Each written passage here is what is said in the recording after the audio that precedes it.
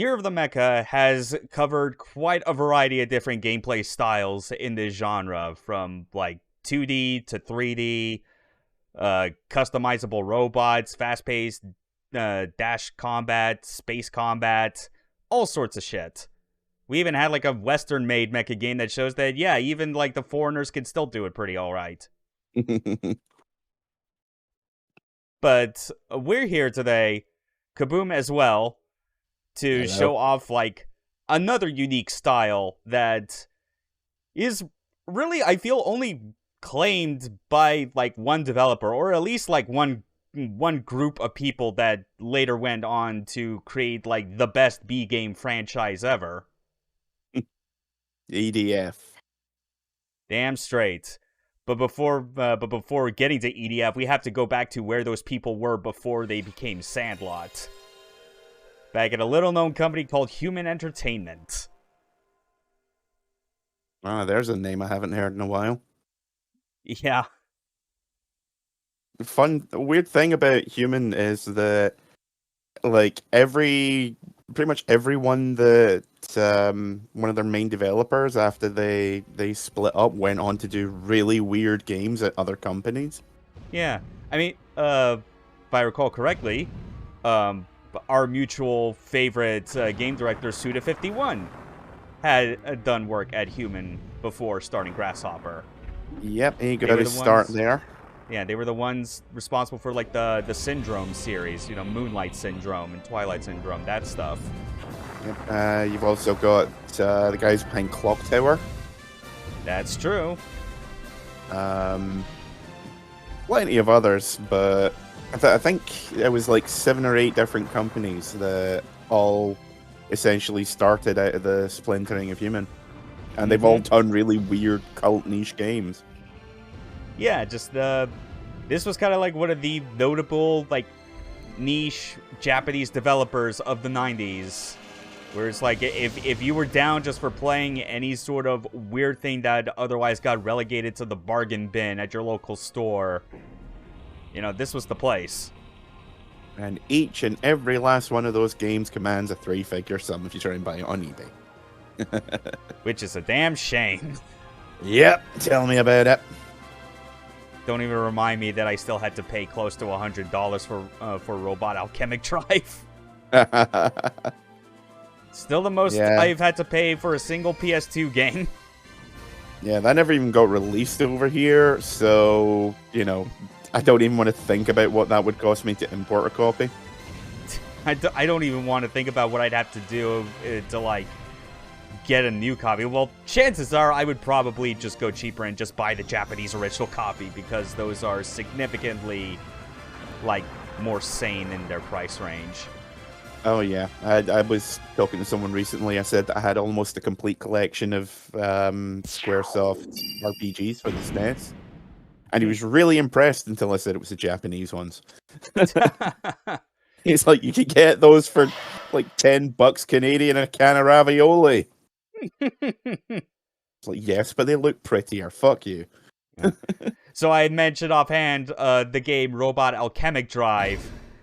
And today we are playing the game that could be considered the direct predecessor to that very game. This is Remote Control Dandy, which, yeah, that's a funny name, but bear with it.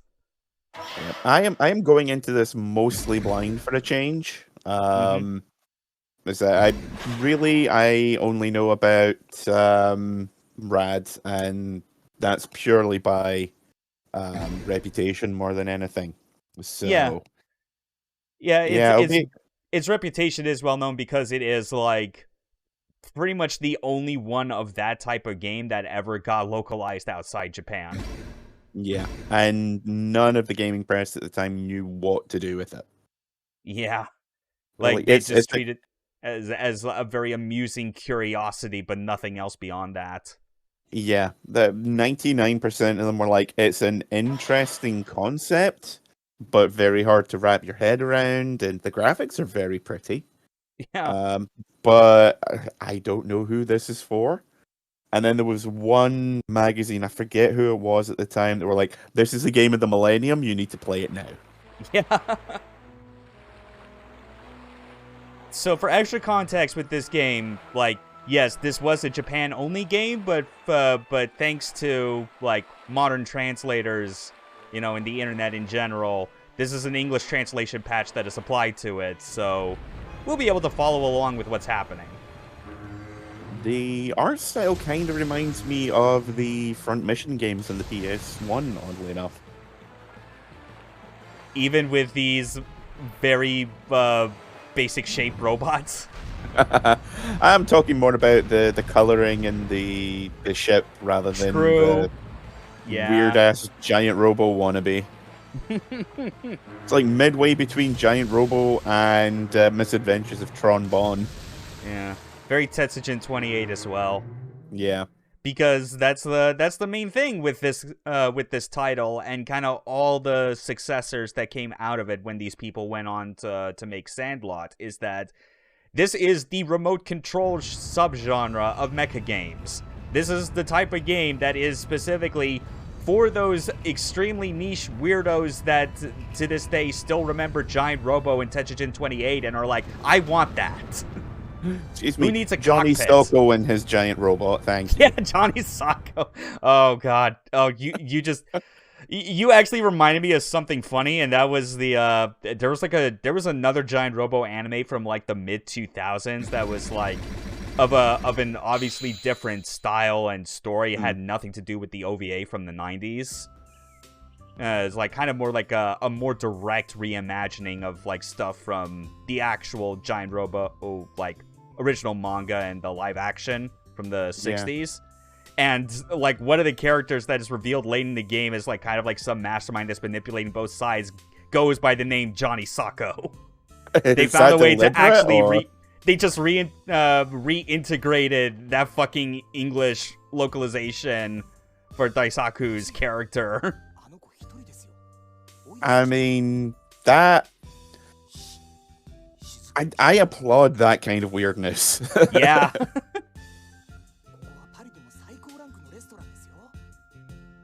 You can tell it's top class because no one can afford to eat here. Except this rich kid. It's funny looking at this and then going to like just Robot Alchemic Drive a couple years later, and it's like, yeah, just the main commonality is like the only way that your main character is able to even like be given the opportunity to have a giant remote control robot is because he or she is part of a family that is wealthy as fuck. I mean, right off the bat, I'm thinking of Brave Might Gain. Oh yeah, I still need to continue watching through all the other Brave series.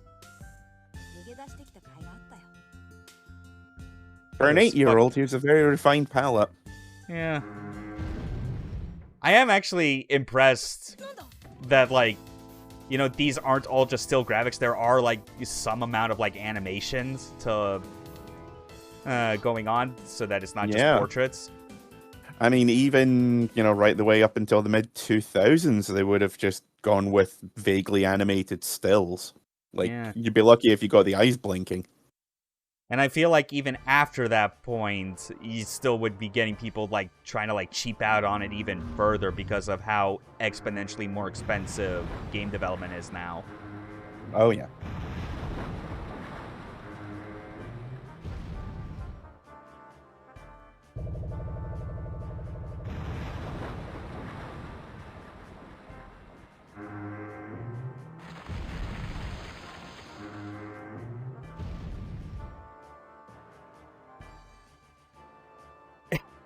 An Enigma bot.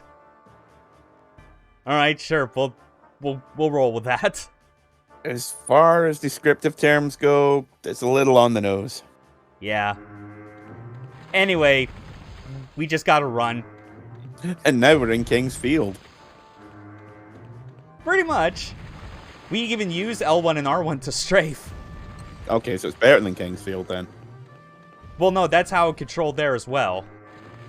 I remember the first couple of games being very... Did they have strafing in them? It's been a long time since I played them. Like, the thing I remember about the Kingsfield games is that the movement and aiming controls were the exact same as the default controls for Armored Core. Oh. Yeah, so you had like L2 and R2 for looking up and down as well, which we cannot do that here, alas.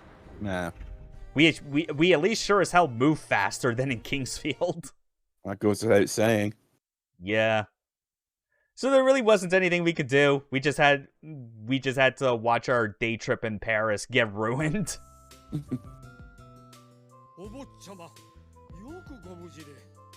Somehow. And suddenly we get teleported to safety.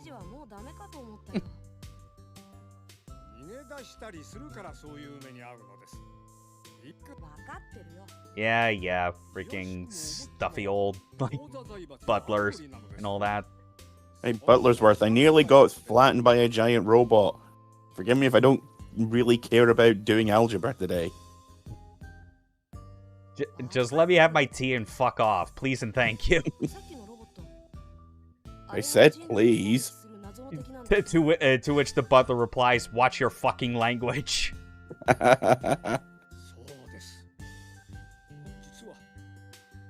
Yeah, even whenever I say that, it's never as good as like the angry video game nerd bit was when Super Mecha Death Christ says that, because it's just him shouting it.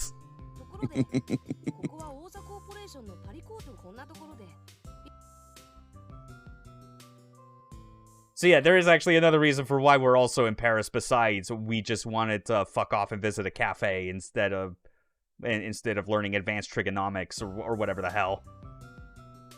It wasn't just because he wanted to be a gigantic Pons. Yeah. That's only like 70%. Yeah. I do love as well that just to further highlight that we are part of a rich family that, like, let's see if I could actually pull it up again, just under, like, the status of, like, for each file when you save to it. Oh, yeah, it said millions of yen. Yeah, like, it's not 50,000 yen. They have to specify it's millions because we are that fucking rich. So what, 5 billion yen? Start the stream again.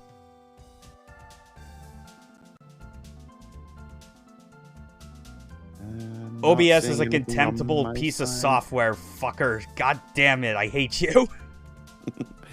Yeah, not seeing anything on my side yet. Okay, but at least you got the screen share.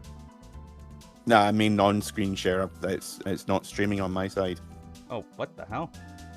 Yeah, just got your icon in the middle. The fuck? Hold on.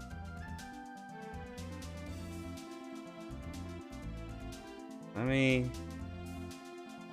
technical difficulties. They will never cease. Just...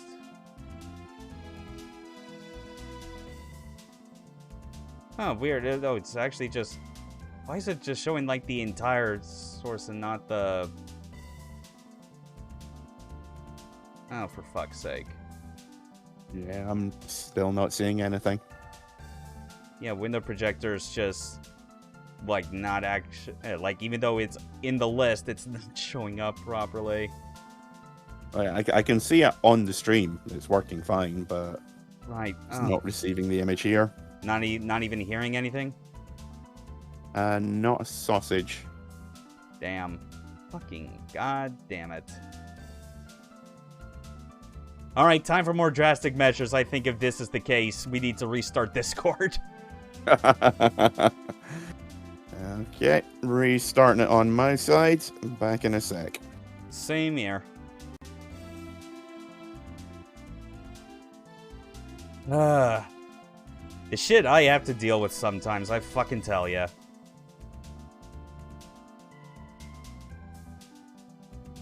Of all the days for this to fucking break.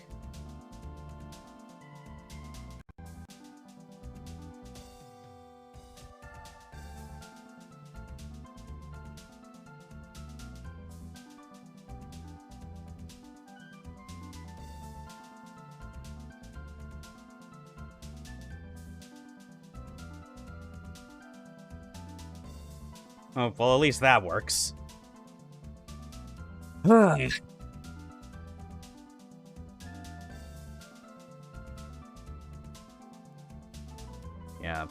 this is gonna be real fun to stitch together.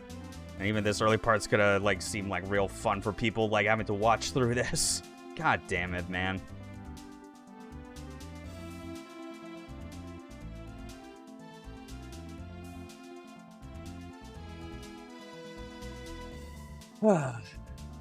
Alright.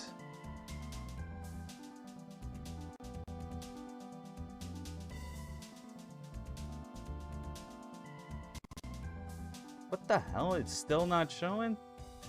Okay, yeah. You there? Yep, I'm still here. Can you hear me? Yeah. Cool. Oh, it's been a while since we've had to restart Discord completely. Yeah. Though I'm not sure if that necessarily worked. Like, is there anything on your side for the screen share? Yep, I'm seeing the whole overlay and the game and everything. Okay. Sound as well? Yep, everything is showing on my side. You know, yeah, I guess we'll just we'll roll with that. Yeah. Okay, let's try and resume. Please, like, not let this fuck up on me any more than it has. Like, God, and it's having such a good run too. Yeah. I'll be honest, I'm afraid to cough just in case anything falls over. Yeah.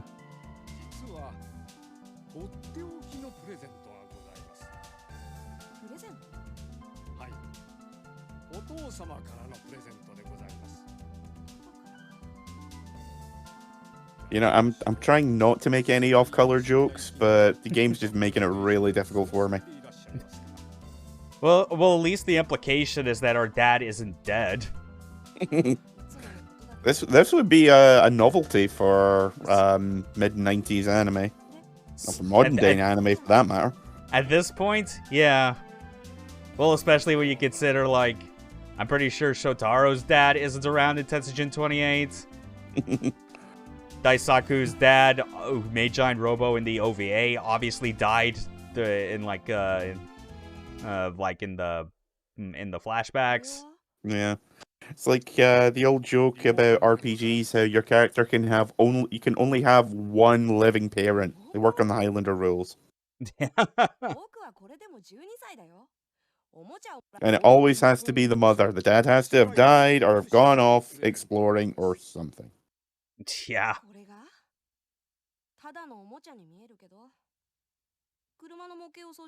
It almost looks like one of those really shitty third-party PS1 controllers you would get for real cheap.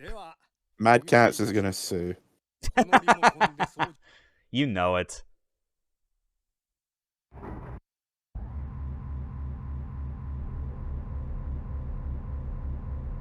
I know that's probably just like moving JPEGs, but that was surprisingly smooth for a late 90s PS1 game.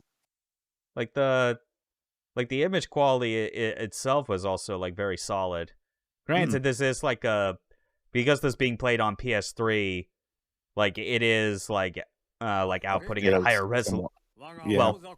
Well, not internal resolution, but scaled up, you know, upscaling, that sort of thing. Yeah. So after seeing that giant robot just make a mess of things in Paris, we now got our own giant robot.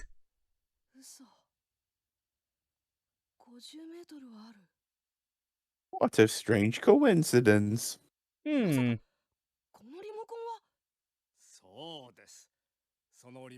it's at this point we finally get to see a bit more of like what the actual gameplay is. I'll finally be able to like not have to keep people in suspense any longer as far as like what the deal is with this game and its successors and how it controls. It's actually a really weird series of dating sims. Yeah, it's very unexpected.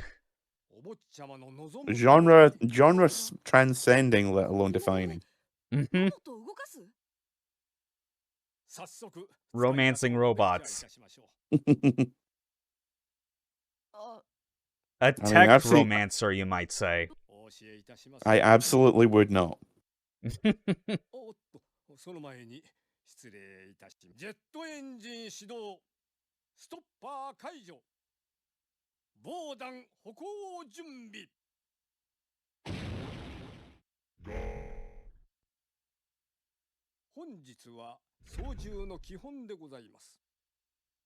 Alright, here it is. They called basic, even though it's gonna sound absolutely bizarre. And also brings up a good point. It may be remote control, but this is not something you could just easily, like, tell it to do whatever based on your voice like Giant Robo. It's not that. Really doing everything to set players' expectations right in the first half hour. Look, this is a PS1 game. Don't get your hopes up.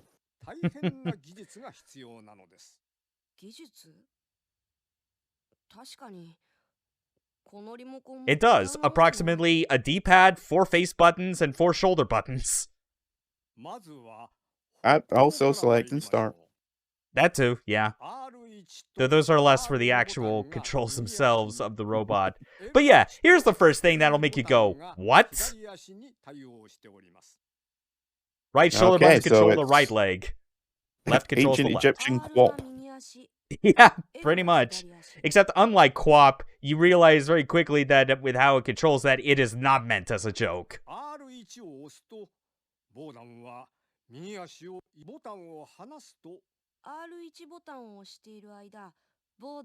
know there's voice lines. I know there's voice lines, but we can read faster than they can speak shit. I'm just picturing the leg moving forward ever so slowly, and then the second you release the button, it just goes ba-dong, hits the ground. Yeah. So that's how you move. You have to alternate R1 and L1. Back and forth, back and forth. And you eventually, you get used to it. It works. Some of the other games after this find ways to simplify it by literally making it like RE-style tank controls. So right foot forward, left foot forward. Usually, like, the best time I find to, like, actually, like, release it is when, the foot that is moving forward does hit the ground. Looks more like it's doing lunges than walking. Yeah, that's especially just a part of, like, how they've always kind of, like, animated these robots to move. Yeah, just very exaggerated with everything, like, going forward as far as it can.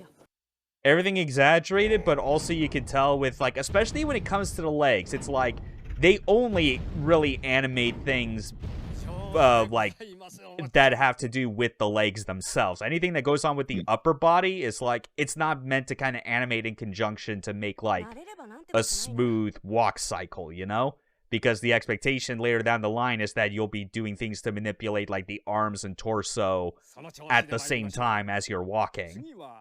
Yeah, the torso and the arms are very rigid. Which I imagine if they were going to do something like that, it would need to be by default, just to stop it from toppling over. Definitely.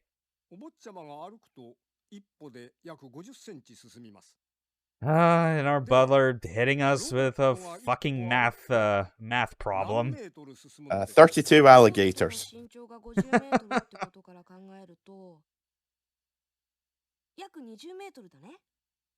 Yeah, close enough. Yeah, 32 alligators are about 20 meters in length. In some universe, that's true. Anything but the metric system. The metric system is the backbone of Satan. Okay. Or whatever the hell Abe Simpson says.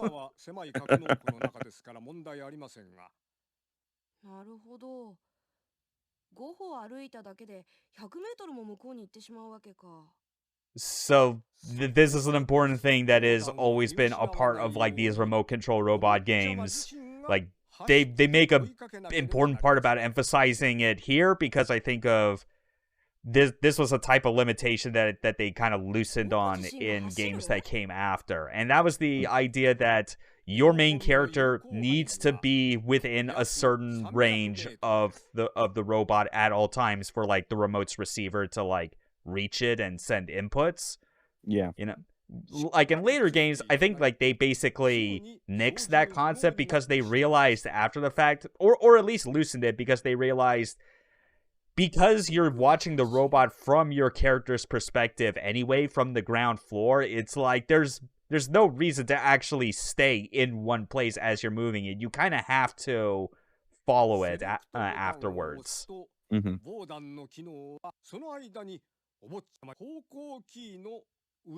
And then, yeah, just reminding us again, that's how we move around in our, as just our human form.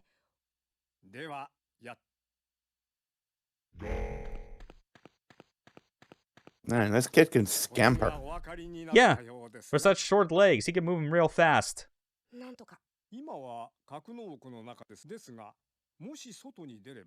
That is true. Like in any other game, they would probably think to have stuff where it's like having you be like having to switch the camera angle to like the robot itself to like so that you can see where it's going and whatnot.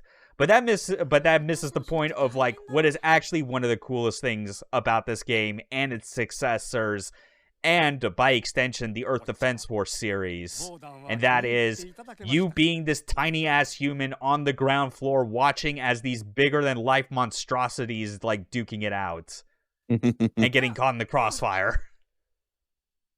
And occasionally getting to blow shit up. Yeah. Like you can absolutely believe me when I say this, that like the engine that they would use for like these style of remote control robot games on PS2, starting with Remote Control Dandy, or no, even before that, they technically did like a tie-in like demo type game for like a tokusatsu mecha anime mecha series that was a very Giant Robo Tetsujin 28 inspired, and like the tech from that is what was then used for a Robot Alchemic Drive. And that the engine still was also used as the basis for the very first Earth Defense Force. Like, if you look up old footage of EDF-1 on PS2, it's like...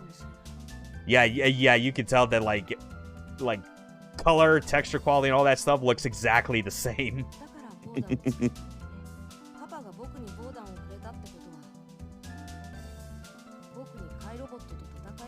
You got that right. Just be glad he didn't, like, create a cockpit system so he could tell you to get into the fucking robot.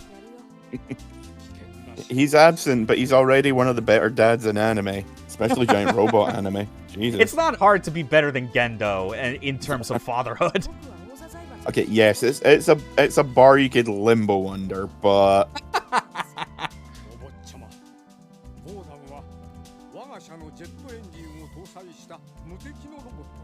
oh well, this game's obviously going to be a breeze if we're invincible. Clearly not. Oh, Butlertron 3000 said we were invincible. Yeah. Also, with like the proportions of these robots, especially with just like the exaggerated like huge forearms and whatnot, I'm like, man, it would be so cool to get like a big O game like this.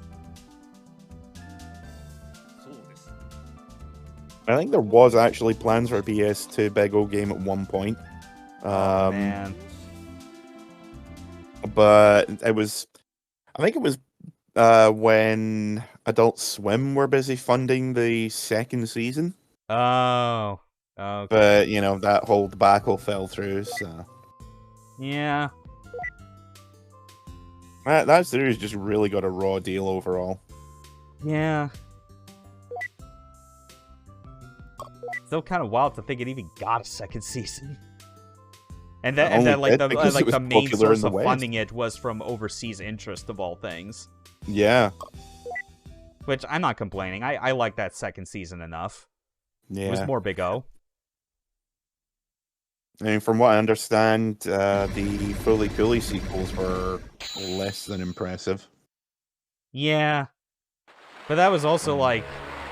That was a case where, like, them doing that sequel was, like, years and years after the fact. Big O Season 2 was just, like, a year after airing in America. It was like, shit, we want more of that.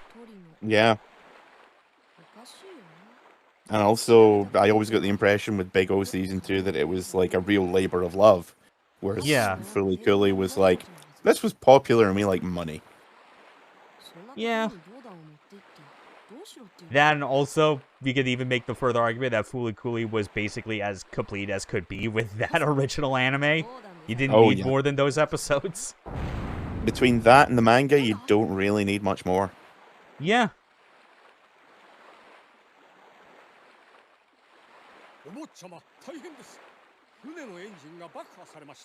Well, that's fucked. You're handling this very well, Butlertron. Suspiciously so. Also, this being on a boat like this early on in the story definitely is like giving me flashbacks to like the Giant Robo manga, where it is the sort of thing where like after Daisaku gets Giant Robo, they have to transport it back to Japan. Although in that situation, it was a case of they acquired Giant Robo from the enemy, from Big Fire, and now Big Fire is on their ass trying to get the robot back and kill them. It's like, give it back, you jerks. It's like, no, you fucked up. It's your fault that everyone in the base died before, like, your leader could have, like, you know, fucking, like, registered their voice and imprinted, like, on the robot so it would listen to his commands. Okay, but we're allowed to get a do-over now. That's the rules. Yeah. Yeah, we still made it to shore anyway, even as you see the fucking boat burning in the background. Not even as so much as tarnished.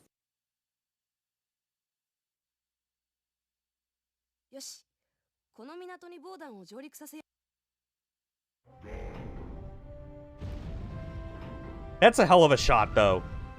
Just seeing the robot coming forward with like the ship burning in the night sky behind it.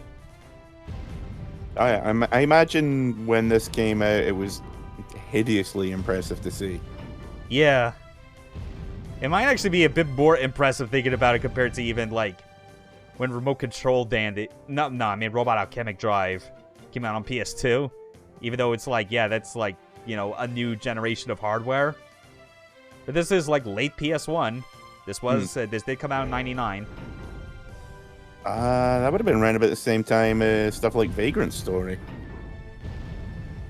Yeah, a little bit before. Vagrant Story, I think, was still like early enough in 2000.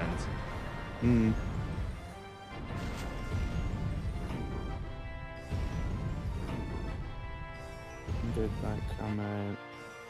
Yeah, it came out in Japan February 2000.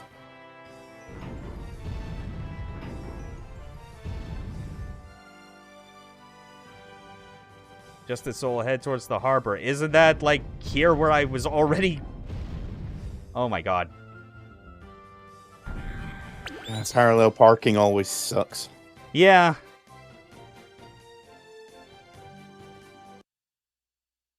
Had to just get it in the right position.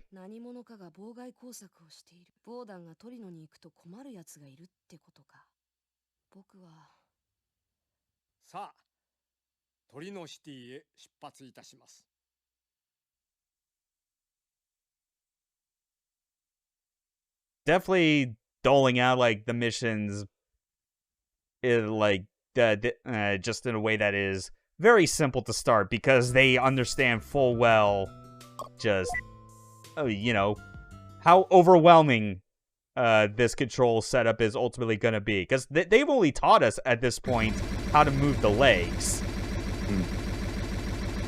Like once we get to showing off like what you do with the arms and torso, that's when the complexity really jumps up.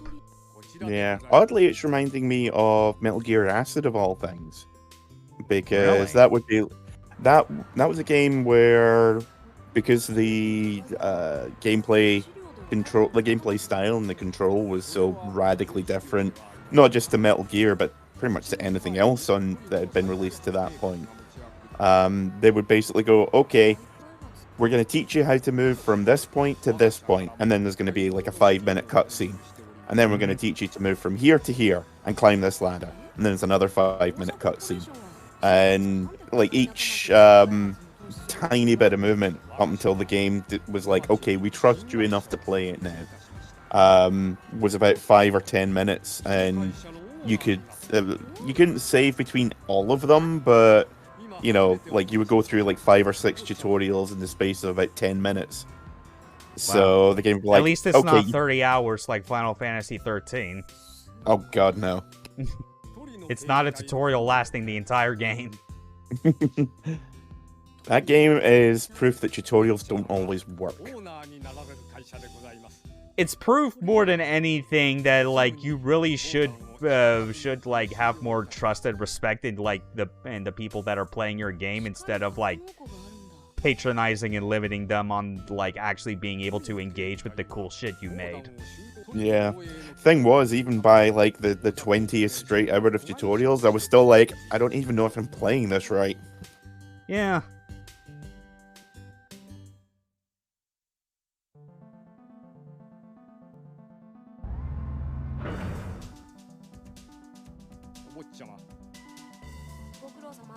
Here we are, our new headquarters. Everyone here's an adult except me. Hitting all the notes on like this particular style of like mecha anime. So, horny older women coming in 3. Oh god, no. Nope. Abort! Abort! Abort! Butlertron, this was not part of the deal. Take me back to Paris.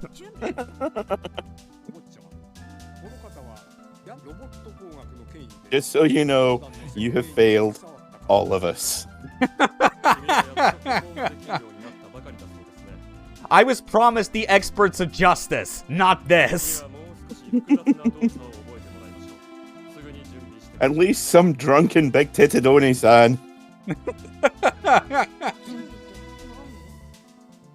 Come back, Misato. All is forgiven. Yeah. No, you're a good person. You have a pet penguin. You couldn't possibly be bad. You couldn't possibly be a horrible failure of an adult. Sorry, what's that statutory what now? Wait, how many beers is that you can fit in there? And then she got drunk and started trying to light her own farts. True story. Oh dear. Tony Takazaki, you horrible man. I understand. I shall consume all of these dead angels until there is a third impact in my bowels. No, don't start saying congratulations. This is just fucking weird. Oh great, so now he's got his doing his moving form. Yep. Actually, when I was moving the other year, that would have been very useful to have.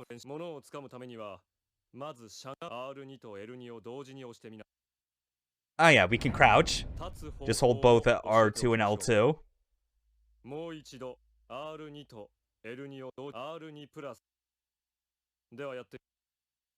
Also, like how he's using quotations around things like standing and crouching, like there's some kind of foreign concept. Yeah, as if it's an abstract thing that a robot would be capable of. A robot with like the vaguest silhouette that is reminiscent of a human.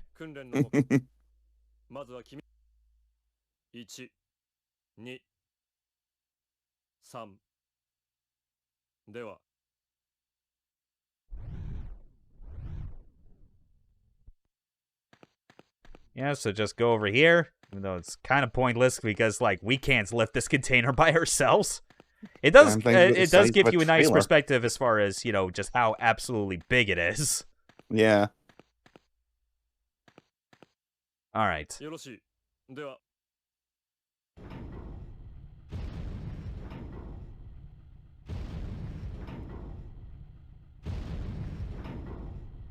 Seriously, I just love the scale of these games. Like, it is very easy with, like, so many other mecha games to kind of lose sight of the fact that you are controlling a giant robot.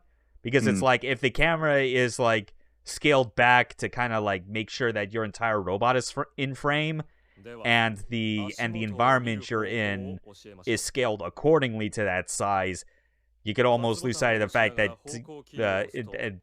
like it is a much larger environment than what it normally would be if you were controlling a human.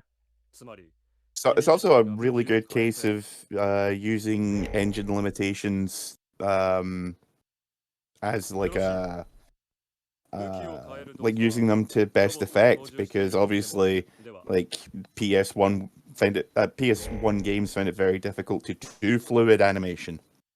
So Yeah. having it be stiff, robotic, and jerky actually works completely. Mm-hmm.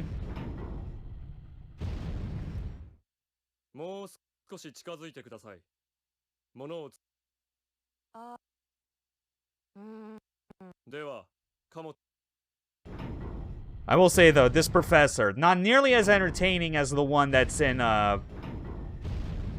Robot Alchemic Drive. See, I was thinking Nadesco or Gao Gaigar. Oh yeah. Like, he doesn't have a single pair of rocket skates on him. What is this bullshit? Oh, I'm too. You can turn even when crouching. Right, so.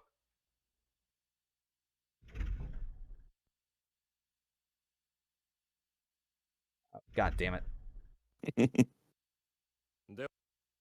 One more thing. But I can also use the left hand. Yeah, I figured. Jesus Christ, Columbo, really? There. Really does highlight just how much more refined like some of these actions ultimately are when they make the later games. I'm just saying, I've played Metal Gear Solid 5. That had better not be his dead wife in there. Oof.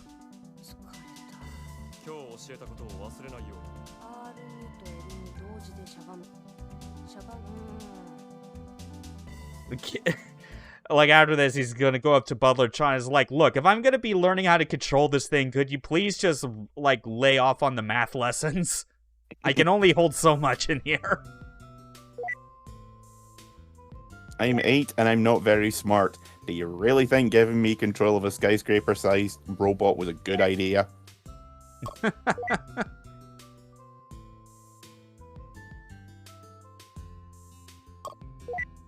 Alright, next day of training.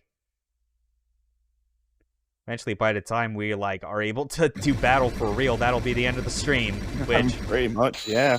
Yeah. Which, honestly, I don't know. That'd be at least, like, a good, I feel, a full demonstration of, like, what this game is about, ultimately. Yeah. Because this is the first of this style of game. It would make less sense for me to kind of go along with this kind of heavy tutorialization on all the others. Because, like, Robot Alchemic Drive absolutely increases the complexity on it by a lot. Tetsugen 28, of which there was a game based on that anime, is, weirdly enough, a bit more simple. Like, much closer to this PS1 game. And then there was another remote-controlled dandy game, like a sequel for PS2, which is batshit crazy because instead of switching back and forth between controlling your human character and your robot, you control both at the same time. Oh, Jesus. It's actually, like, something that I'm totally used to, and, like, it's second nature now, but it's the sort of thing where I read it for the first time and was like, okay, that sounds too far. Also, she looks to be about 12, so she's probably a major, am I right? Yeah, something like that.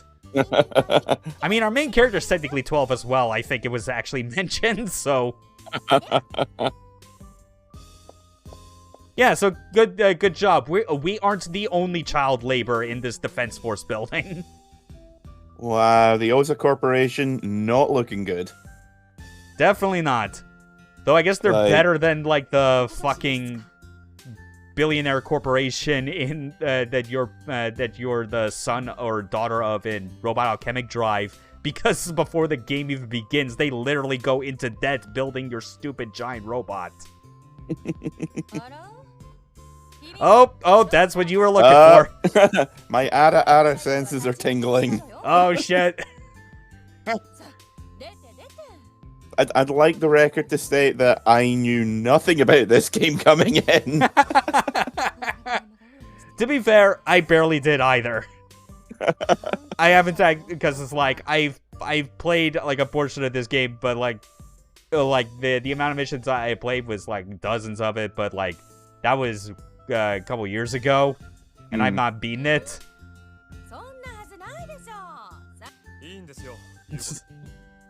Calm your tits.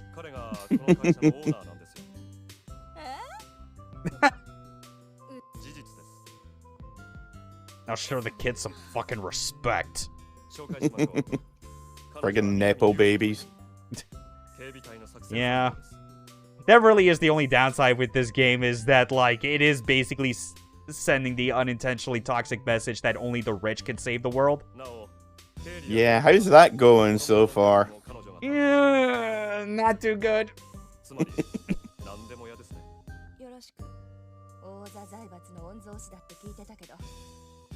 Also, the cutscenes are kind of reminding me of some of the Super Robot Wars games as well. Can't remember which one it was, but one of them decided to have the cutscenes be a bit more animated than just like having blinking eyes and mouth flaps. Yeah, because I certainly can't recall off the top of my head where there, like, which Super Robot Wars game that might have been. Because the ones I checked out in the past, I know definitely just stick with, like, the still portraits and, like, lip flaps. Yeah. I might be getting it mixed up with something else, but at the very least, this does feel very SRW influenced, intentionally or not. Yeah.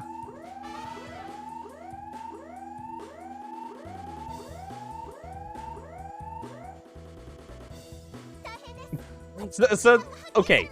So that lady had trouble with us going into this room because we were too young before even realizing that we were the head of the conglomerate. But they also have this child also working the controls. Look, you can't have a 10-year-old in ops. 12-year-olds, perfectly fine. Now, if you don't mind, get out of the way of the janitor. They are a literal embryo.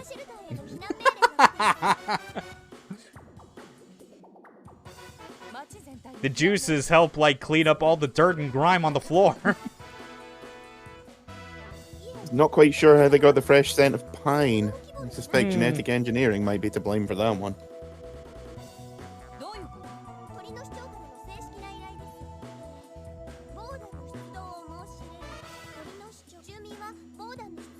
Iratori, what is this, some kind of game he's playing? Yes, the way this is going is that someone dropped the bomb on us. Someone set us up the bomb, and now we gotta use... I was just about to say. We just got... And now, the next major thing that we gotta use our robot for is bomb disposal. Again, they're really delaying... More than all the other games of this style, they're really delaying the actual, like, idea of you fighting another robot. I imagine the next chapter you have to put on a dog collar and then call the game Mistress. Okay, you got me interested.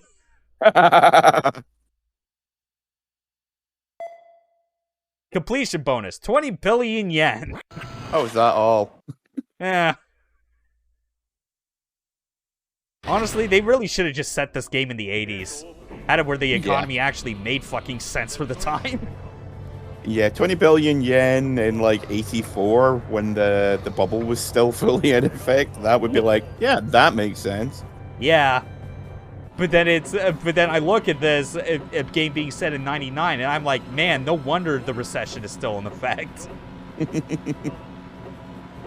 See, I can't think of anything along those lines without thinking of Excel Saga. Same. One of the main characters keeps talking about how he can't get a job because of the recession.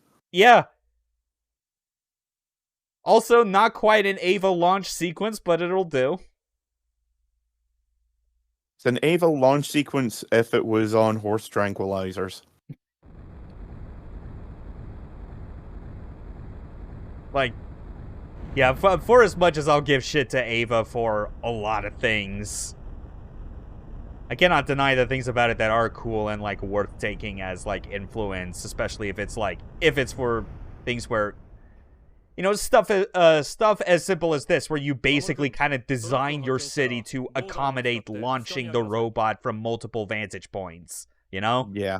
Like, not every robot can, like, launch with ease from, like, some super laboratory in the mountains and just fly to where they need to go. Or, like, literally warping time and space to get it to the middle of town. Yeah. So time to make use of that training we got last mission. Get rid of the bomb truck.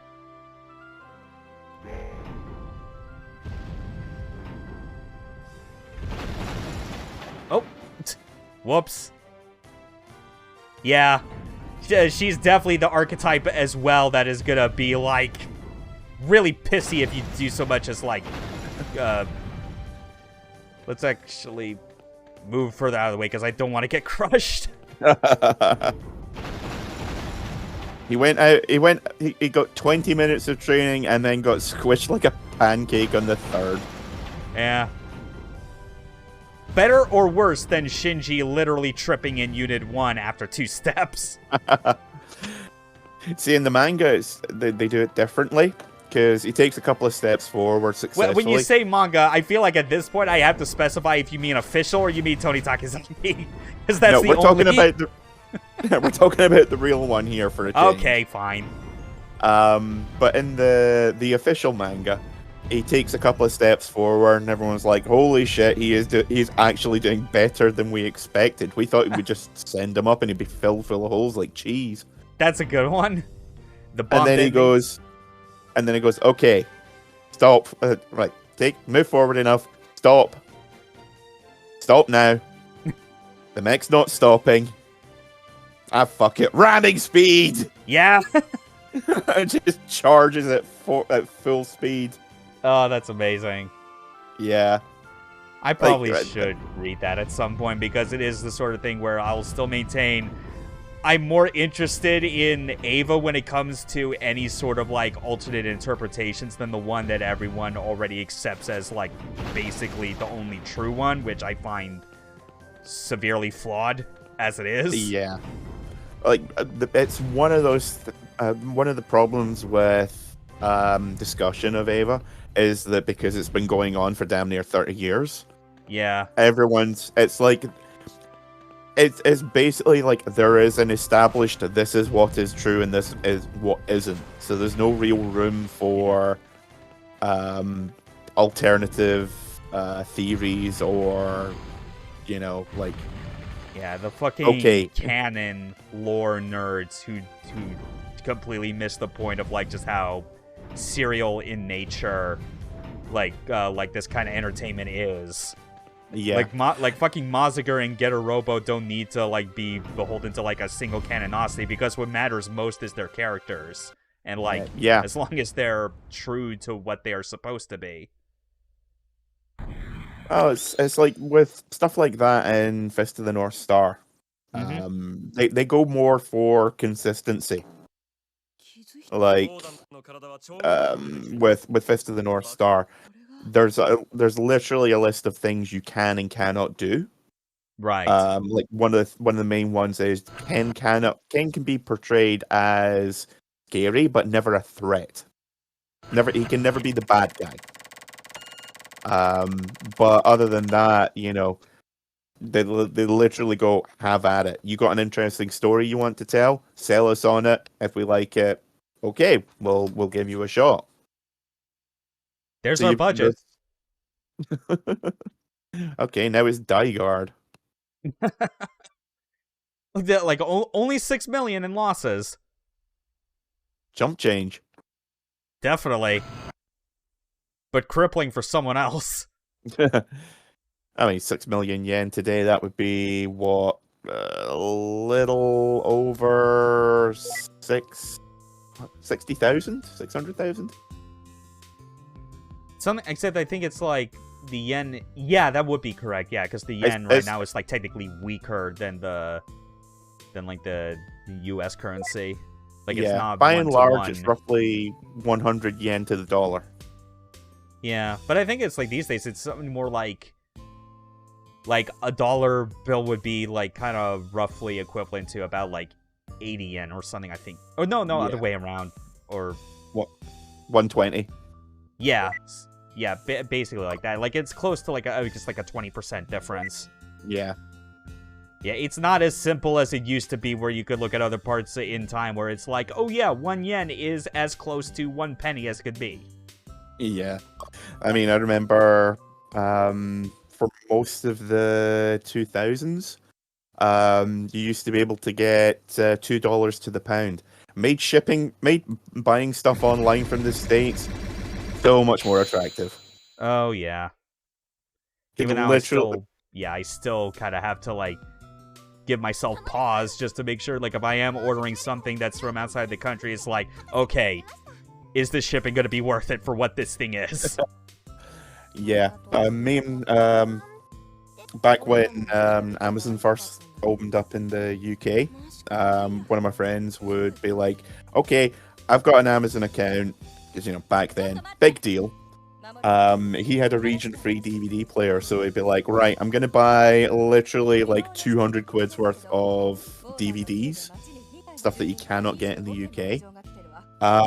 Are you wanting in on this so that I can just like combine shipping and get stupid amounts for barely anything? So I'd just be like, well, here's a big pile of books that I want. He'd be like, cool. Now, like, back then I would be spending like 50 to 100 quid in it. These days, that would probably cost me closer to about 200 or 300. I love this explanation they're giving about like the income and expenses, as it were, for this, and how it's like, yeah, even though we're technically doing a service for this country by protecting it with a giant robot, we aren't, we're not like a government sector. We are independent. So it's like, any money that is lost is coming out directly from our pockets and not the government. And I'm like, yeah, but so, we don't seem to be anywhere close to debt right now.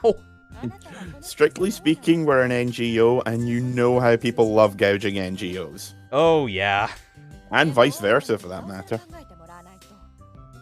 Yeah, this fucking woman is gonna be, like, on our ass about this the whole time. Just especially funny because it's like, there literally is this, like, another character that is, like, of this exact archetype in Robot Alchemic Drive. Except I think she's, like, even more money obsessed. She's kind of like a cross between Jessie from Pokemon. Oh. With the hair. And there's a character in Gundam X. I forget her name, but she is, like, the exact same archetype as her. It's kind of weird for the Gundam series. There's a really weird bit where Tifa Adele, who's like the other female lead, is literally, she's like meant to be like 10 or 12. There's a bit where one of the other characters is trying to encourage her crush on the main character, and gives her some makeup and says, girl's gonna look pretty for the boy that she likes. So she's sitting in her room, trying on makeup, and she comes in, beats her, and starts calling her a whore for wearing makeup, and I'm like, this took a weird turn. Holy shit. Anyway, we're learning how punching works.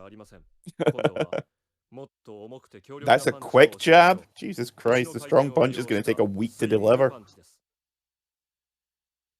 Here's where things do get interesting with how, like, the punching works. Because if it was just you hit square and circle for left and right punches respectively, it would have been a very shallow system. But they maximize the fuck out of, like, your input combinations in ways that make sense.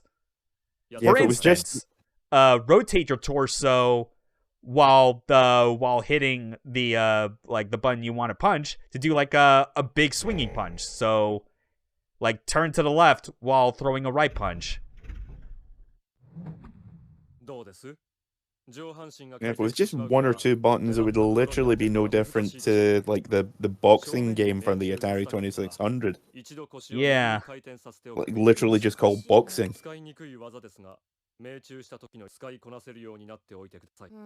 Yeah, easier with practice. Fortunately, I played enough of these games that this is all basically second nature. Except when some things don't line up, like trying to pick up something while crouching. Even the crouch controls, I think, are actually a bit more finicky in this compared to later games. I don't know if that's just with this game, or if it might be because I am having to play with a DualShock 3. And, L2 and R2 are triggers. Yeah, the DualShock 3 was, like, pretty much every other PlayStation pad was solid gold except for the 3. Yeah. Which is so bizarre, considering that, like, the form factor is literally the same as those previous controllers. Yeah. Just all the buttons never felt right to me, especially the triggers. The triggers were mushy, and, like, the dead zones on the sticks were, like, super light. Yeah. At least it still had the pressure-sensitive buttons, which I appreciate. Yeah.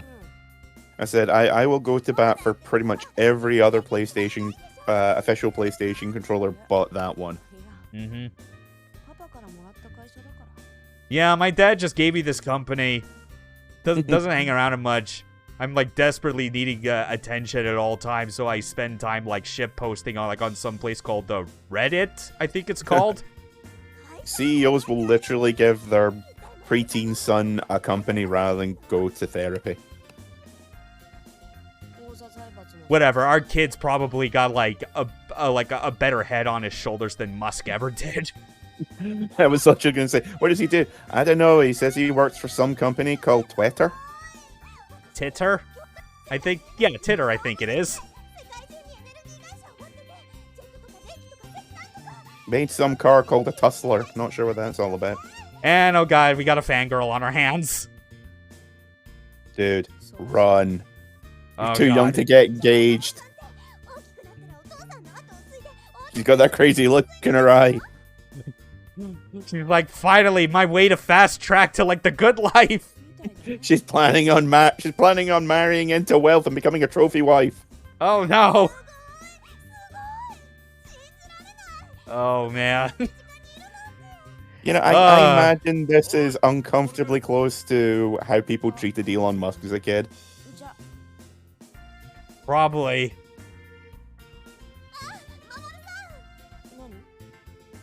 It's also like, I know that they're probably trying to make him come across as very thoughtful, but he just seems depressed all the time. Yeah. He's just like, man, man, I could be in that cafe in Paris right now. I could be enjoying more of their menu instead of having to deal with these weirdos. I could be getting shouted at by Frenchmen if it wasn't picturesque Romans. Yeah. Yeah, even her just like trying to get us to move in with her. Right? Oh my god, that glint in her eye. Oh fuck, she's serious. I don't know what she's up to, but she's got some condoms and a needle. Dude, she's 12. You know, I like me my crazy chicks, but there is like an age range where that is only acceptable. This is below that. She's got the same glint in her eye. Oh no. Crazy knows crazy. Look, at this point, you know me. I only want crazy if it's in like a pink dress and a baseball bat.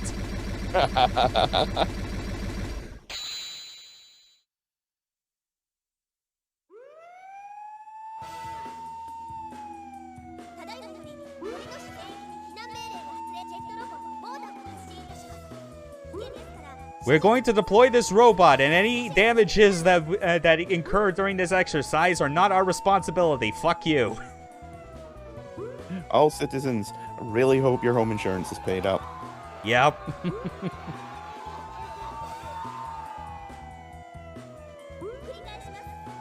Like, I know for a fact, just like, because of like the anime influences this game has, it absolutely is like running the gambit on just all the sort of like tropes and like plot points and whatever that are like kind of expected of that type of anime.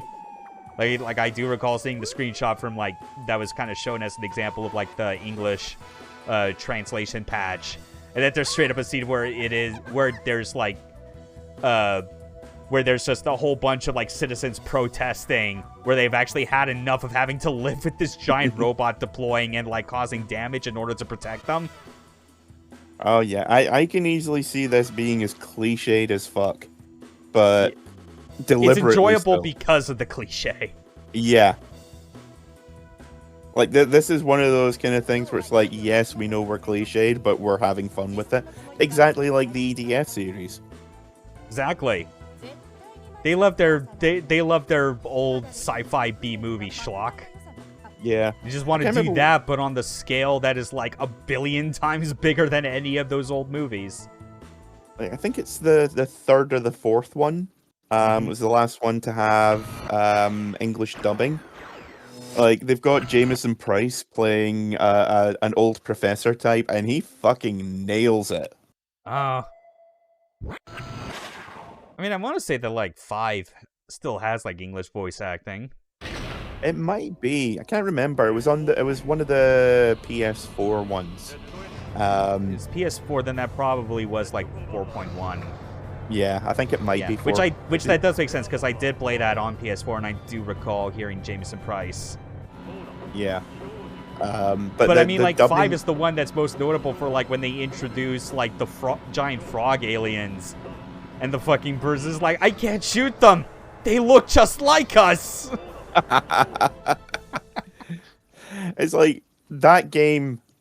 Like, I've always enjoyed the EDF games just because they are, like, brilliantly mindless fun. They are really good podcast games. But with that one, I was like, the dubbing in it is just so earnest. Like, there's not a winking nod to the audience, like, yeah, we know this is cheesy. Yeah. It's like, no, we are taking this completely seriously. It's why I wish, like, that Zangeki no Regen Leave on the Wii, which was basically, like, Norse mythology EDF. Obviously, I feel like trying to get subtitles encoded into that game would be a nightmare because there is no subtitle option in any Sandlot game. Yeah. But I fucking wish someone would go to the extra mile of not only just, like, translating what all the dialogue is, but redubbing it in the same style as EDF. Yeah. I just want Frey and Freya and all these other, like, Norse figures just being, like, just the hammiest motherfuckers as you're trying to fend off Ragnarok. Just, what'd you call him? Fuck. I forget his name. He's another, sort of like a peer of Jameson Price, very similar kind of voice. Really cannot remember his name. But just get, like, them and Karen Strassman. Yeah. Do you at least know which characters they voiced in the past, because that might ring a bell or two. He's one of those guys who has been in literally everything. Off the top of my head, you didn't watch Bleach, did you? No. Because he did the recaps for that.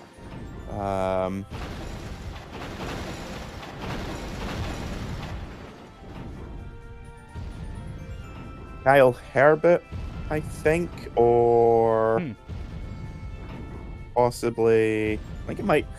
I think it's Kyle Herbert, or there's someone else. But he's done, like, literally tons and tons of voices. Okay. Kyle Herbert has done. Okay, yeah, it's not him that I'm thinking of. I mean, he has another one. He was. That thing just went flying. Holy shit! That's awesome. Okay. Hope you don't get the bill for that one. Anyway. But yeah. Point is that like, there are a hell of a lot of voice actors who are, again, incredibly hammy, but they just sell the dialogue because they are doing their best no matter what. Yeah. Like, I think another that comes to mind is, what was it called? I forget, like, the name for the guy, but, like, I know that he's, like, the voice of like, he voiced Barry in RE Revelations 2. Oh, yeah, I know the guy you're talking about. Yeah, he's also Seth in, like, Street Fighter 4. He was also Dr. Kaufman in Silent Hill Shattered Memories. Who's like, he does a fantastic job in that role as far as being, like, just the real smarmy psychiatrist. Yeah, the tiger in space. Yeah, it's just like Just like, if in my day, it was always the common knowledge that the parents were the one who screwed up a child. But I say if you really want to screw someone up, send them to high school. See, that just makes me think of there's an infamous line in the dub of Cyber City Oedo. Yeah. To err is human, but to really fuck things up, get a computer involved. Yep. Swear to God, I have not seen that show in like 30 years, and that line just stuck with me. Yeah, I mean, a lot of other lines still stick with me from that. Unsurprisingly, pretty much all of them by Sengoku himself. All of them involving swears like punctuation. Or, actually, no. 90s manga video dub. Using swears like you would vowels. He's like swearing about as often as he breathes. Thing was, it worked perfectly for who the character was. Like, yeah. It's one of the few times where I was like, yeah, the gratuitous swearing does not stick out like a sore thumb. I mean, it sticks out as far as, like, changing a lot of the tone of everything else, but it's in a way that, like, makes it fun for, like, viewing it twice. Oh, yeah. It made it just perfect. Mm-hmm. Also, I like how it looked like you were just kind of, like, hitting it like a vending machine. Yeah. Just give me my fucking Snickers. Look, I'm asking nicely. Give me my Cheetos. Give me my fucking Cheetos. Now, damn it. Oh, no, see, I've literally snapped it in half. Whoops. Okay. It's actually, we've been watching Yellow Jackets lately. Mm-hmm. And there's a scene in it where one of the characters is like a former high school delinquent. Literally, she gets out of rehab at the start of the first episode, and then goes, gets in a taxi, and she's like, the taxi driver's like, okay, where to? She's like, pick up a lot of people from here. Yep. Okay, so you know exactly where they want to go then? Yep, bar. Thankfully, she goes, fuck it, just take me to the airport. But there's a bit where she's trying to get something from a vending machine, but the machine's like not giving her I can't remember what it is she tries to get from it. So she winds up breaking the glass and smashing it open. Nice. Then just calmly takes the snack that she paid for and then walks away. Brilliant. Just that unspoken thing of, yes, I've got rage problems, but I've also got fucking principles. We completed our training and only lost 2 buildings in the process because I wanted to take a shortcut. Your rank is Waco. Yeah, the basics, even though we've not had any actual live experience. Well, I know the basics, but so many people in those buildings. Mm-hmm. Yeah, the robots just showed up out of nowhere and they started saying something about hail big fire. Allegiance or death? Seems a bit extreme. Yeah. And they did something that vaguely looked like a Nazi salute and then they left. Lots of hoods everywhere, which is a bit suspect. But never mind that. Hey, look at that dapper fellow with the monocle. I wonder what his deal is. Ah, he's probably fine. Yeah. No one who wears a monocle could be suspected of crimes against humanity. Oh, how many dead children?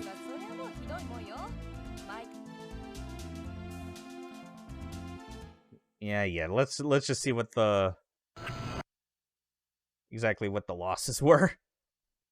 Oh, damn. 7 million for a traffic light? Oh, sorry, 7 traffic lights. Oh, well, that's barely anything then. Yeah.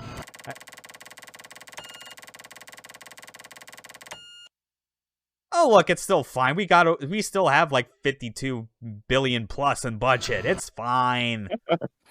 It's fine, it's totally fine.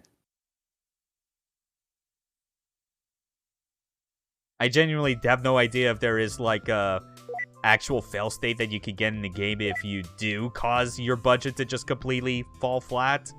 I don't even know if that's technically possible, just because it's like, this was a training exercise, technically. It wasn't, like, a gig that we had to do for the mayor, like bomb disposal or anything. Yeah, you run out of cash and have to go to the CEO Plus program. Yeah. But you can Mamoru do it, comes like, back and he's got, like, 7 times. weird It's so weird. cyber enhancements. And Butlertron is like, oh, at last, I don't have to, like, keep, like, arranging all these boring algebra lessons for him. He just has it already. Now, if only we could do something about the rage issues. Yeah. Unfortunately, because we had to apply this to him at the age of 12, it has kind of thrown, like, his hormone balance going into puberty way out of whack. Yeah, if anyone's in the break room, don't go near the microwave. That's all I'm saying. All I'm saying is, kid's gonna be a short stack for the rest of his life at this rate.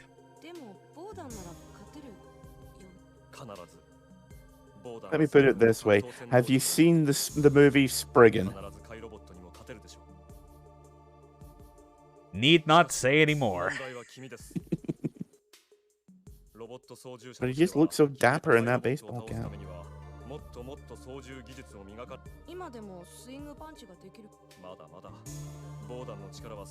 That is true. We can do more than swing punches and jabs.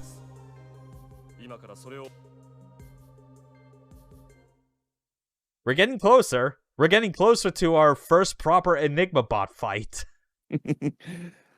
Yeah, this is like that episode of The Simpsons where they're watching the Itchy and Scratchy cartoon where they're just trying to get, like, they're waiting for them to get to the fireworks factory. Yep. So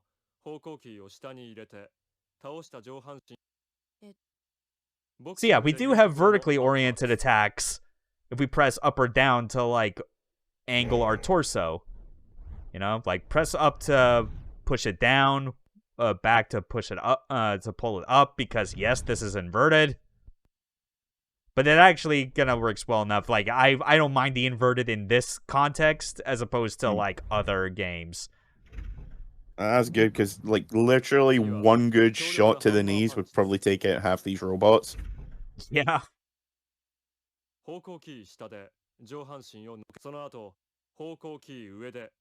Oh, right, so it's literally an overhead punch then. Yeah. Nice. Got a big old chop. Judo chop. Chop, chop, chop. Judo flip. I gotta get back to watching Boondocks. See, I was thinking Parappa the Rapper. Oh, yeah. Oh, man, the 5,000-ton punch. You just came up with that name right now, didn't you? Kid is not impressed. Fucking nerd. He's like, I just want to go home and have some tea. I liked you more when you were the main bad guy in Monster. Oh, Phil, he does look like it. Right? Oh, yeah. I'm just saying, if it turns out he's got some bodies stored in a crawl space somewhere, I will not be surprised.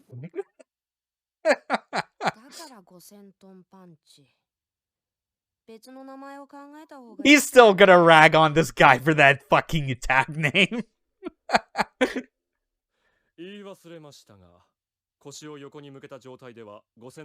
Look, I have it on good authority that even if you go through 20 years of science school, you can still be a gigantic fucking toonie. So shut up. Yeah.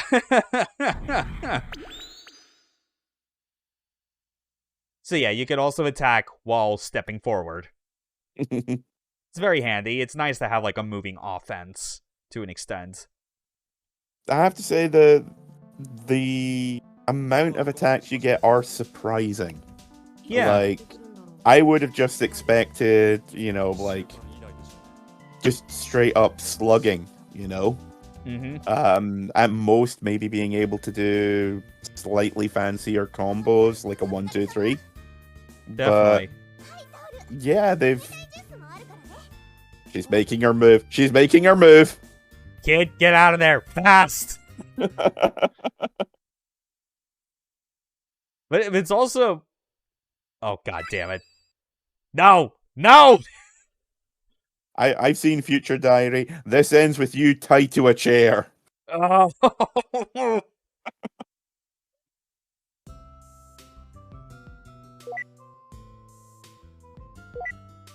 So where was I before we got distracted by the yandere 12-year-old? Oh yeah, the controls for punching. I think the part that's most interesting, like when I kind of saw how they made it work here, that it impressed me more coming off of Robot Alchemic Drive, because how that game did it, you know, it was because it was a PS2 game, you had the DualShock as like the default. They mapped all your punching attacks to the analog sticks. Yeah.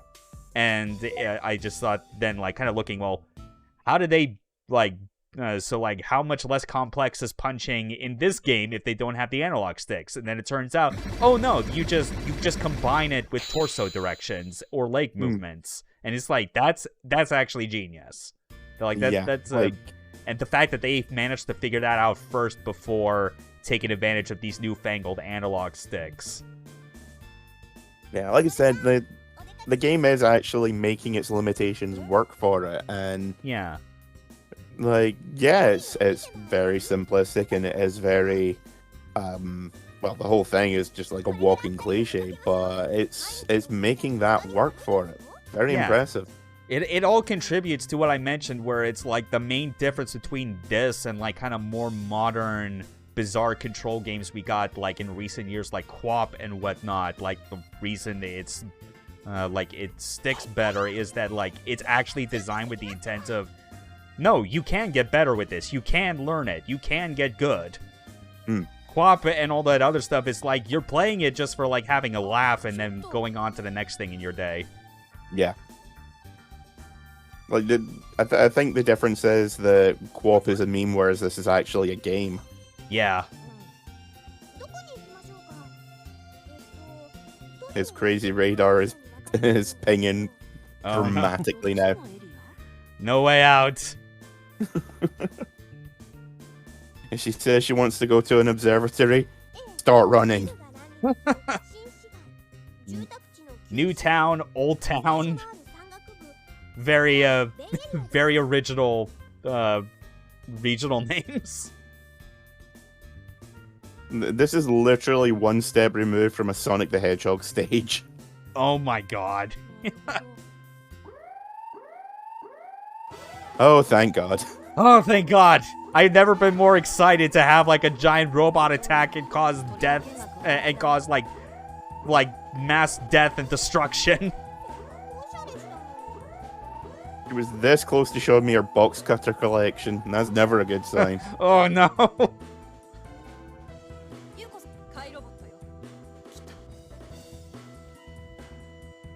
Alright, let's take this thing on, and I think after putting on a good show, that will definitely make for like a nice kind of like end cap for this for this stream. You know, yeah, I imagine the stages start getting much longer after this as well. Yeah, more involved, more things to kind of to worry about.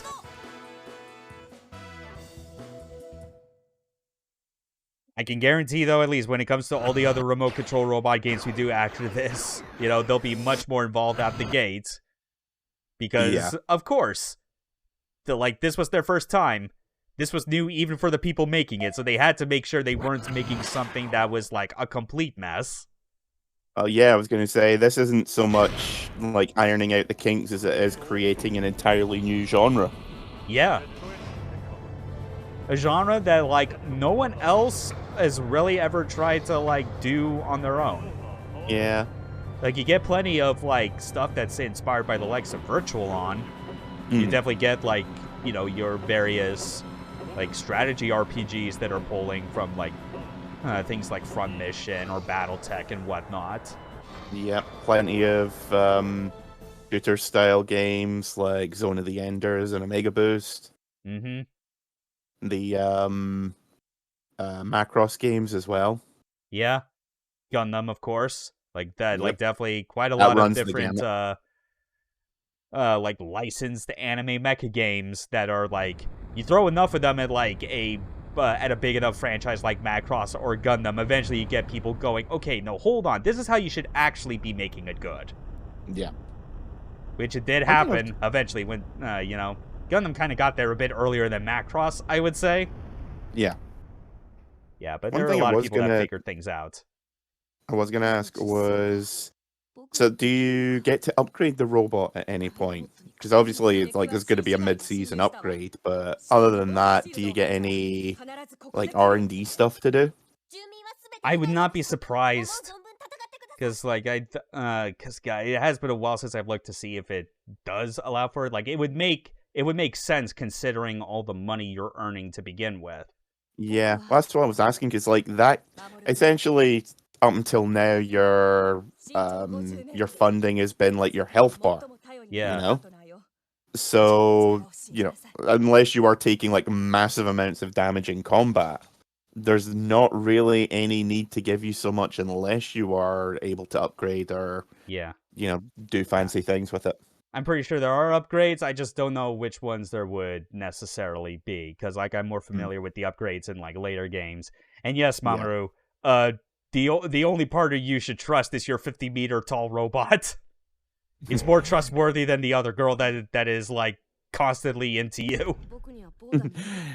If you can't believe in yourself, believe in the restraining order you'll need to take out on her before the end of the week. Alright, let's fucking beat this shit into next week. Seriously, one good kick, and that thing is just on its back like a turtle. Unfortunately, Vordon is not capable of any sort of kicks. All we got are these big-ass fists. Why the fuck does it have spiky knees, then? I don't know. Because that is a wasted opportunity. Because Dr. Yagami, or whatever he's called, thought it was cool. Also, again, he's the one who called this move like the 5,000 megaton punch. Yeah, called it 50,000 ton. Which the 12-year-old boy is not at all fucking impressed with. Well, in fairness, he is a preteen. That is the point where you start being too cool for school. Yeah. Like, so usually that's also kind of informed typically by, like, like your schooling environment, because other kids are assholes and peer pressure's a thing. But I'm pretty sure this motherfucker has just been like, home tutored his entire life. Oh, no doubt. So like him being the way he is less about, like other kids' peer pressure and more just being like he is so tired of being like stymied or just like stifled by his overprotective parents. Yeah. Oh fuck. Oh dear. Yeah. Definitely got to do a lot of managing, like where you stand.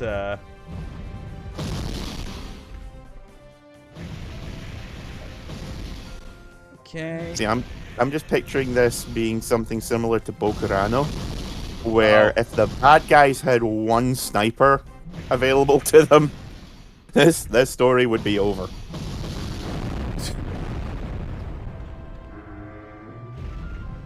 Get up, my dude. You can do it.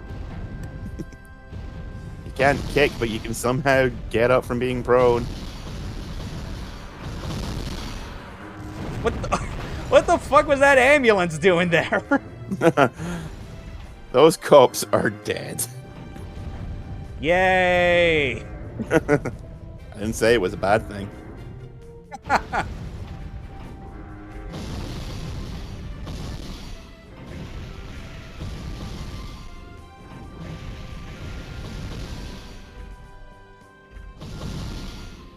So finally got a knockdown.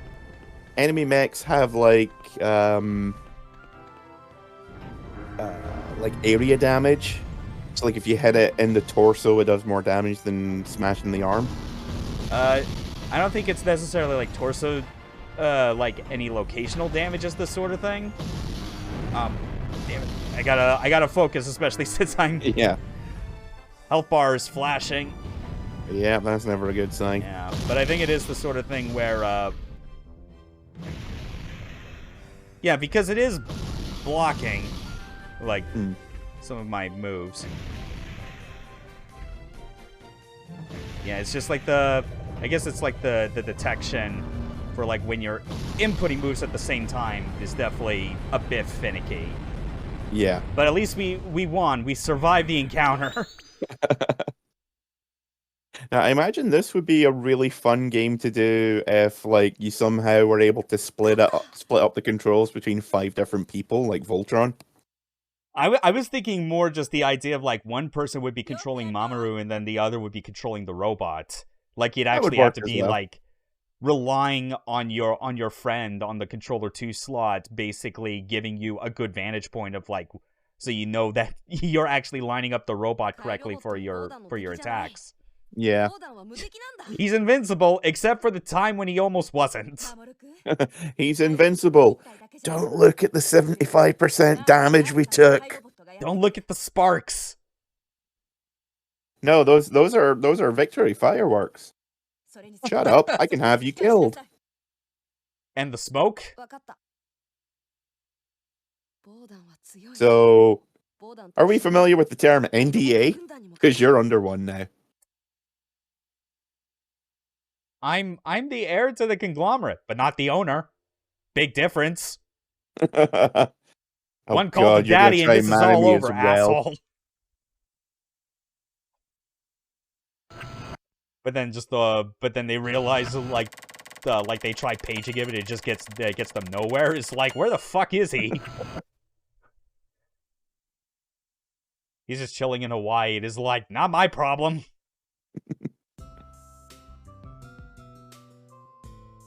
So here we are. We got actually kind of like a little hub menu. And talk with like the lady that is constantly like being real pissy about like damages and like how much money we lose with each mission. We can call the doctor and tell him how his names suck. We could take our chances with the lady that with the girl who we should be putting a restraining order on. Yeah, when the 10-year-old with a bowl cut is the only one who has his shit together, the world is fucked. Yeah. Just, oh man. Man, put these characters in like a Super Robot Wars game, but with like Tenshinhan 28 or Jai Robo, and just like see how he has to like compare his experience to Shotaro or Daisaku. I'm like, man, this is what you put up with? No, just him next to Shinji. Yeah. So yeah, we do have robot upgrades. Oh, cool. As well as like just talking about all the different robots, which as that menu implies, oh yeah, there's going to be more robots than just Vordon. At the very least, I was expecting some kind of mid-season upgrade because this has to have one. Yeah.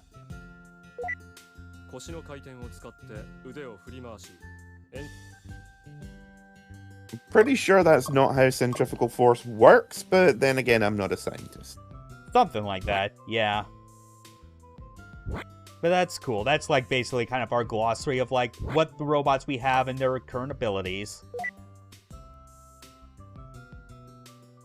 But yeah, upgrades are not quite ready yet.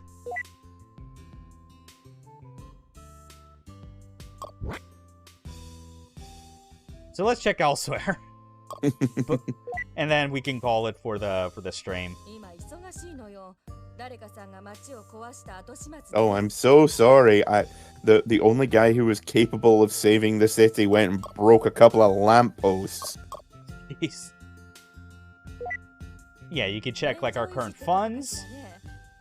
And it does keep track of like your total damage in expenses over the course of the entire game, including approval rating. It's little details like that I really like in games where they just give you completely meaningless statistics. Mm-hmm.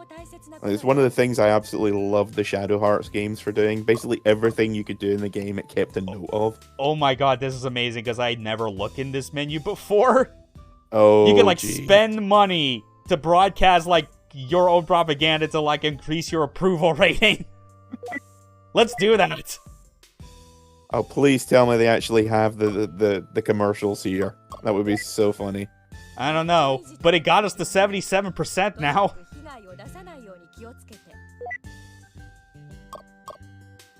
But what about fundraising? Like, what would we need to do? yeah, asking these non-rich people to donate to this, like ultra-billionaire private institution that is responsible for protecting the people from giant robots. You call it fundraising. I prefer to think of it as extreme extortion. Yeah, which is why it can also just straight up, like, reduce your approval rating. Like, if you're in that situation where you just need a bit more money. Like, this... Really, it's just strapping speakers to the robot and walking around the town going, we don't want nobody should get hoit. Yeah, I have a court order that I need you to understand right here. Oh yeah, but she's in charge of our, like, main character upgrades, which is concerning. Where'd you get a bulletproof jacket, Miyuki? Like a taser. Oh wait, but she got one of those wheelie shoes or whatever it is. Heelys. Heelys, yeah. A fucking portable rocket for us. Yes, so this is how we would actually be able to, like, get to higher spots in the map, which is... I wasn't sure if there was any verticality in it. Yeah, it's the sort of thing where, like, looking at these options, I'm like, man, I can instantly see why Robot Alchemic Drive and all the other games after it, like, streamlined the hell out of these particular features. Because this is already, like, the game that, even more than Rad, like, cares a lot about wanting you to, like, keep track of your current budget and making sure that you're not destroying more of the city than you are saving. Also, 25 million yen for shoes. Who made them? Leonardo da Vinci? But also, and also just sort of things with, like, the steam rocket, where the idea is that, like, it gives you like a sort of rocket hover jump that this literally became standard in Rad and, like, other games afterwards, where it's like you just have the ability to fly out the gate in order to get to, like, a higher spot. And for 20 million, if that wasn't made by Eli Whitney himself, I'm asking for my money back. Yeah. What a fascinating game. It is a game that I can say is definitely more important than it is, like, the most fun it could be. Because I know for a fact from all the other remote control robot games I have played that, like, Rad, or even the sequel to this, Remote Control Dandy SF, the SF standing for science fiction, like, are like so much more refined than what this is for, like, their first attempt. And even then, the first attempt here is already really strong. I mean, credit where it is due. It's not often that you can point to a game and say, this is the beginning of a genre. But also, like, right out of the gate, it looks like it's a fully formed concept, you know? It's not like, say, something like King's Field, to use an obvious one. Where, you can directly follow that to Soulsborne games, you know? It's just that it took, like, half a dozen iterations in order to get there. Like, this is a fully formed concept right out of the gate, and yeah, that's, for what it is, as simplistic as it is, that is very impressive. And Absolutely. It's obvious that the problems with it are just purely due to the limitations of the system it's on, rather than not having the ability to, flesh out the ideas that they have. Yeah, just with, like, the technical performance, like, the specific things that you can do with, like, the robot in combat, especially, like, from a control standpoint, and how, like, kind of finicky, like, hitting like both buttons at the same time that you need for certain like actions. Basically like the window for it is not.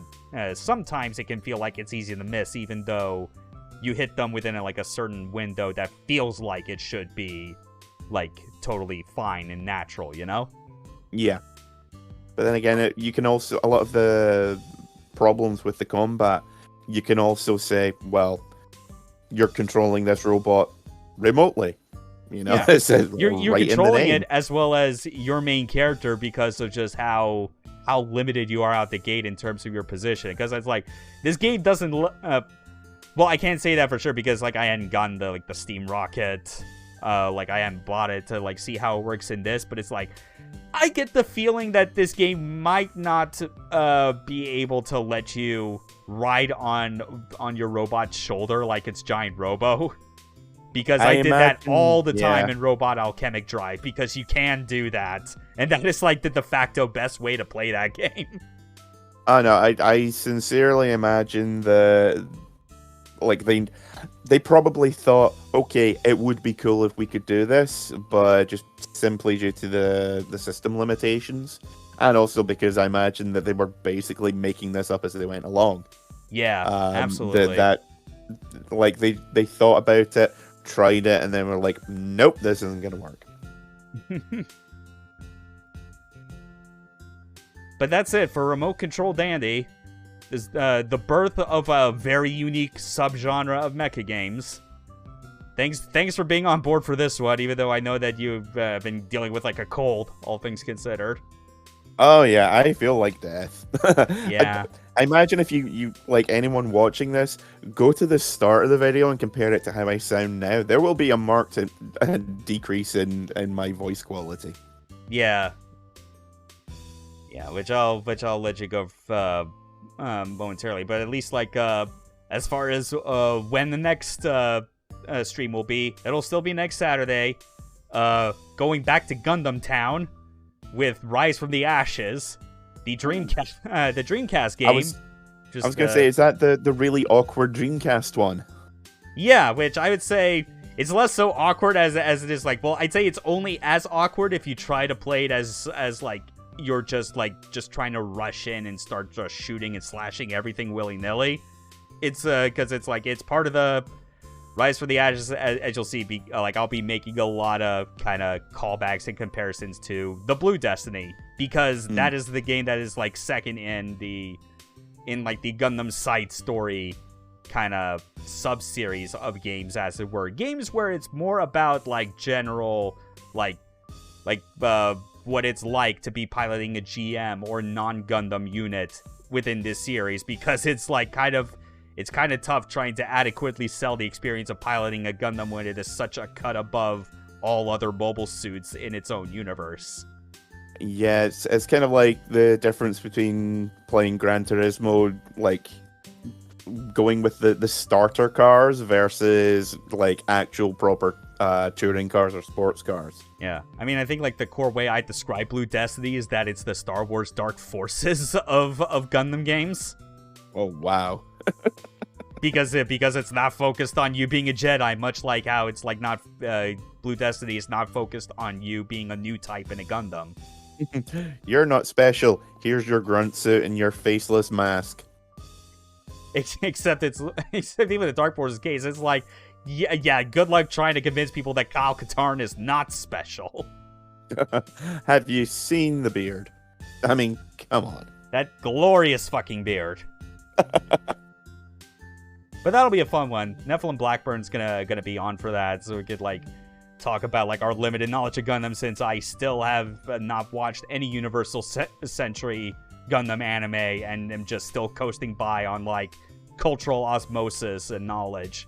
But whatever, it's an interesting game to kind of talk about in the context of how so very different it is from Blue Destiny and how it plays. The core similarity is that they're both like from like the cockpit, which is really cool. Yeah. But thanks again for being on. Thanks as well, everyone that watches this and is like put up with like the technical difficulty bullshit that we had kind of in the first 20 or so minutes. What technical difficulties? I don't see any in this obviously edited video. The fact it was all at the beginning and we haven't had to deal with any more is like, it's both good and bad because I kind of wish I could just upload this like this current recording by itself, but it would be kind of awkward compared to all the other videos in the archive. But whatever. You get yourself rested. We'll figure out like sometime in the future, like when you can next be on. I shall return. Alive. Or in some state of alive. I promise nothing. Yeah. And remember, always stay away. Always stay away from people like this. You see the glint in her eyes.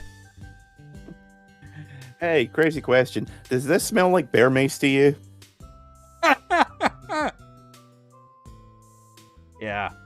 Alright. See you later, everyone. Later. Peace. Game over.